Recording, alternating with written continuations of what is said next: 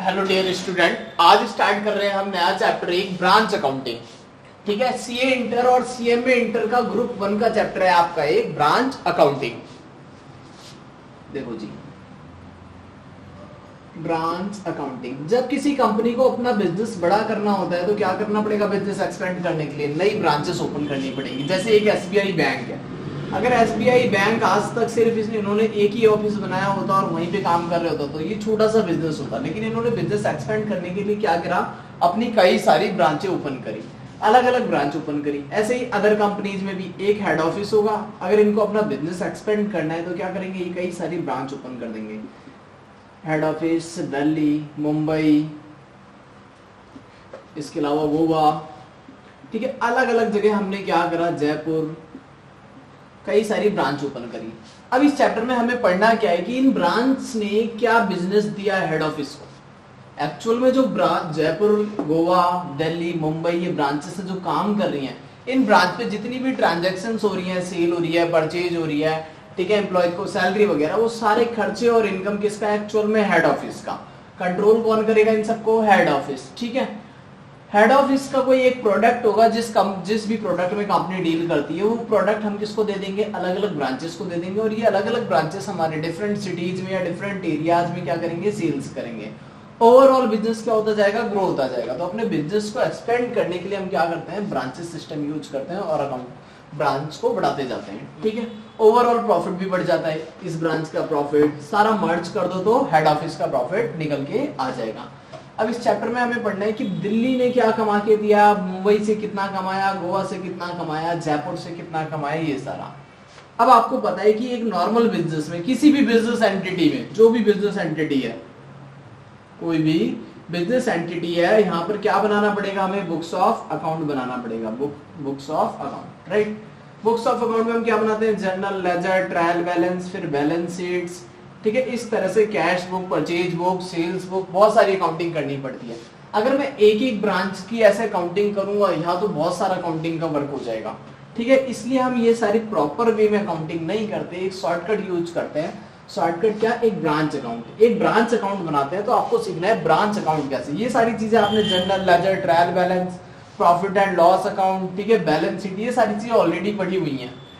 तो branch account में हम सीखेंगे ब्रांच अकाउंट कैसे बनाएंगे, और ब्रांच अकाउंट से हम सीखेंगे ब्रांच अकाउंट से कैसे प्रॉफिट निकाला जाता है। ठीक है, पहले बात करते हैं कि ब्रांच कितने टाइप्स की होती है। सबसे पहला टॉपिक हमारा कि ब्रांच के टाइप्स क्या हैं।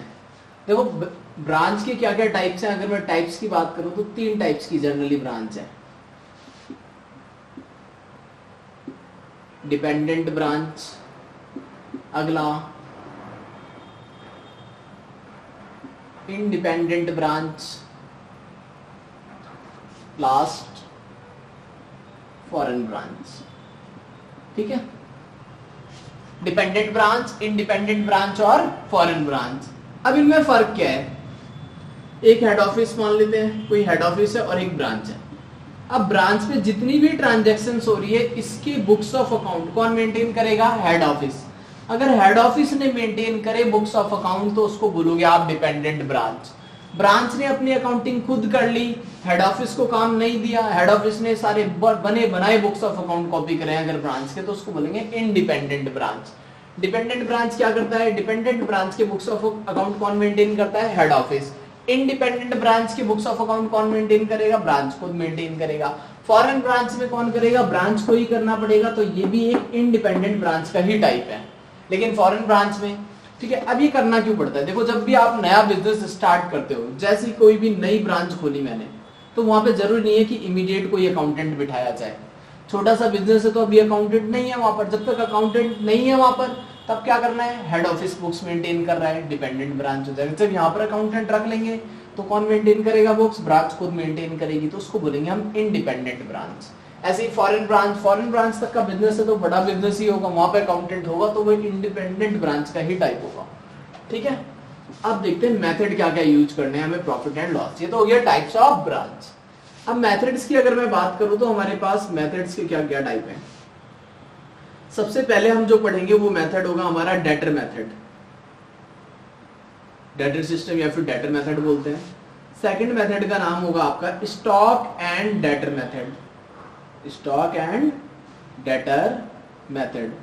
थर्ड होगा हमारा final account method. Final account आपको पता ही है पहले से, प्रॉफिट एंड लॉस वगैरह बनाना, ठीक है। Debtor method, stock and debtor method, फिर है क्या, फाइनल अकाउंट मेथड। इन तीनों मेथड पे हम इसमें काम करेंगे, ठीक है।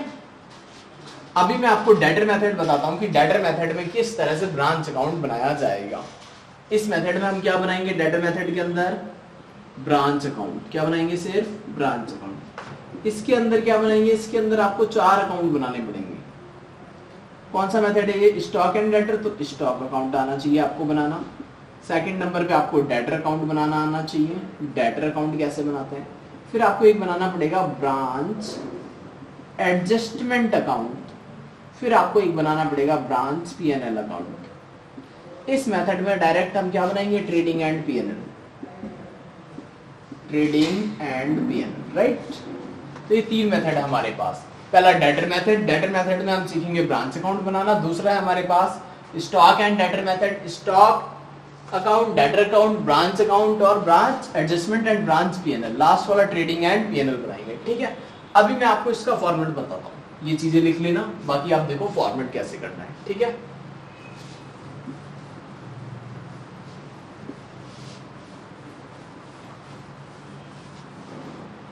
फर्स्ट मेथड यूज कर रहे हैं डेटर मेथड। डेटर मेथड में आपको क्या करना है, सिर्फ और सिर्फ एक ब्रांच अकाउंट बनाना है, ब्रांच अकाउंट। अब बहुत सारे अकाउंट तो नहीं बना सकते हम, सिर्फ एक अकाउंट बना के ही इसी में एसेट्स की कैलकुलेशन, लायबिलिटीज की कैलकुलेशन और हेड ऑफिस के साथ, ब्रांच के साथ जितनी भी ट्रांजैक्शन है सब इसी में रिकॉर्ड कर देना है। क्योंकि हम बहुत बड़ी अकाउंटिंग नहीं करेंगे, एक छोटे से अकाउंटिंग से ही प्रॉफिट निकाल लेंगे। तो सबसे पहले जब डेटर मेथड की बात कर रहे हैं तो रिलेशन ऐसा मानो कि हेड ऑफिस और ब्रांच में डेटर का रिलेशन है। जैसे ब्रांच हमारा डेटर है, ब्रांच से कुछ लेना है हमें, ठीक है। तो ब्रांच को हमने दिया क्या क्या होगा, एसेट्स होंगे कुछ ब्रांच के पास, लायबिलिटीज होंगी। तो एसेट्स और लायबिलिटीज का बैलेंस कैसे होता है, सबसे पहले यहाँ लिखते हैं हम to balance BD. To balance BD, जितना भी बैलेंस एसेट्स का है, एसेट्स का हमेशा डेबिट बैलेंस होता है। एसेट्स में क्या क्या हो सकता है ब्रांच के पास, कैश हो सकता है, स्टॉक, डेटर या फिर कोई फिक्स एसेट्स लाइक फर्नीचर वगैरह, ठीक है। इस तरह की चीजें हैं, तो इसको टोटल यहां पर डाल दो। अब यहां पे देखते हैं by balance sheet, same assets होंगे ये भी, कैश, स्टॉक, कैश है, स्टॉक है, डेटर्स एंड फर्नीचर, राइट।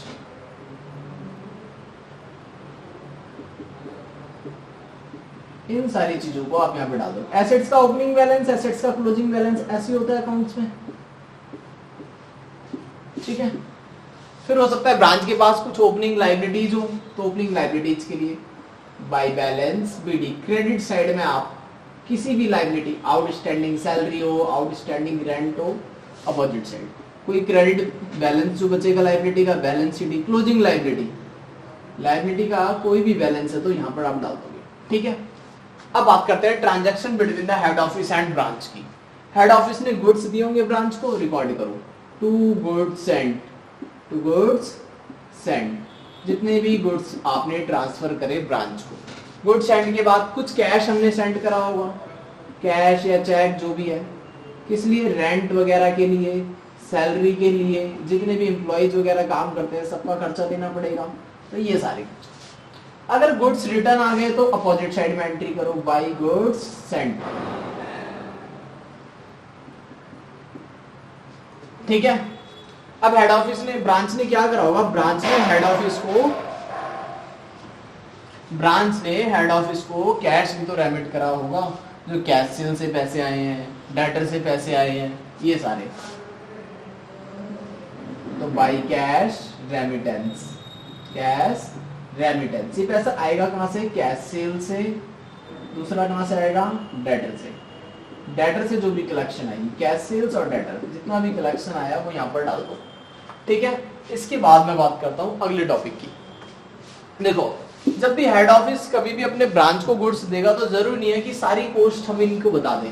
इसलिए हम अपना गुड्स किस पे भी ट्रांसफर करेंगे, invoice price. Invoice price means it include cost and load. Load means some profit include, ठीक है। जब हेड ऑफिस ब्रांच को गुड्स ट्रांसफर करेगा तो उसमें की कॉस्ट में थोड़ा सा प्रॉफिट ऐड ऑन करके, यानी ओवर वैल्यूएशन कर रखा है किसका, इस स्टॉक का और गुड्स एंड का ओवर वैल्यूएशन कर रखा है तो ठीक करना पड़ेगा। इसमें से जितना भी प्रॉफिट हेड ऑफिस ने ऐड करा हुआ है उसको एलिमिनेट करने के लिए क्या लिखोगे इधर, स्टॉक रिजर्व। यहां पे लिखोगे आप स्टॉक रिजर्व, ठीक है, स्टॉक रिजर्व। किसका है ये, ओपनिंग स्टॉक। और जो गुड्स हमने भेजे थे इसका भी लिख देते हैं by load, by load, okay. अब देखो जो गुड्स रिटर्न हुआ था उस पे भी क्या डाल दो आप, टू लोड। जो गुड्स रिटर्न हुआ है उसका भी ओवर वैल्यूएशन वाला प्रॉफिट डाल दो। क्लोजिंग स्टॉक का डाल दो to stock reserve, to stock reserve, ठीक है। इसकी टोटलिंग कर देंगे, टोटलिंग का जो भी डिफरेंस होगा वो क्या हो जाएगा, हमारा प्रॉफिट हो जाएगा। जितना भी डिफरेंस आएगा टोटलिंग करने पे वो क्या बन जाएगा, हमारा प्रॉफिट बन जाएगा, ठीक है। अब देखो इसमें क्या करना है आगे। क्या होता है कभी कभी आपको एसेट्स का ओपनिंग बैलेंस दे दिया, क्लोजिंग बैलेंस नहीं दिया, तो कैश तो कैलकुलेट कर लोगे कितना पैसा आया और गया। फर्नीचर में ओपनिंग बैलेंस आपको पता है, क्लोजिंग बैलेंस कैसे निकालोगे, फर्नीचर के डेप्रिसिएशन लेस कर दो, क्लोजिंग बैलेंस आ जाएगा।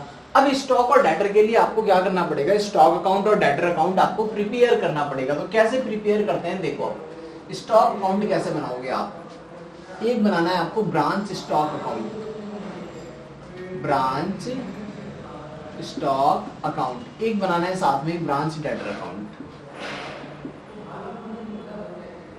Branch debtor account. Balance BD, balance BD, और इधर क्या हो जाएगा, बाई बैलेंस सीडी,